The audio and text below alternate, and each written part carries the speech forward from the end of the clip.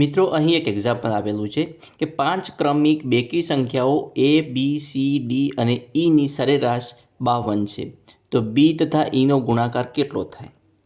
તો અહીંયા જોઈએ તો 5 ક્રમિક બેકી સંખ્યાઓ આપેલી છે. કઈ? તો કે એ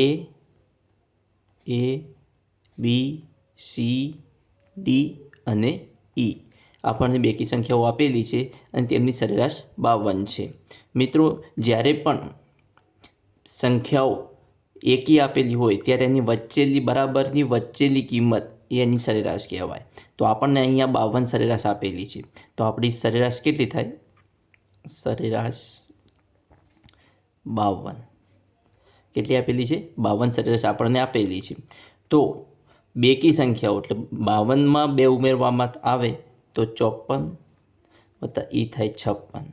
જો આગળની બે સંખ્યાઓ આપણને મળી જતી હોય તો આ પાછળની સંખ્યાઓ જોઈએ તો બીમાં 50 જ્યારે એમાં 48 આવશે.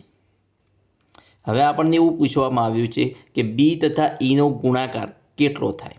તો આપણને બી કેટલો મળ્યો છે? 50, જ્યારે ઈ કેટલો મળ્યો છે? 56. તો 50 ગુણ્યા 56 બરાબર આપણો જવાબ કેટલો આવે? 28. તો ઓપ્શન સી આપણો સાચો રહેશે.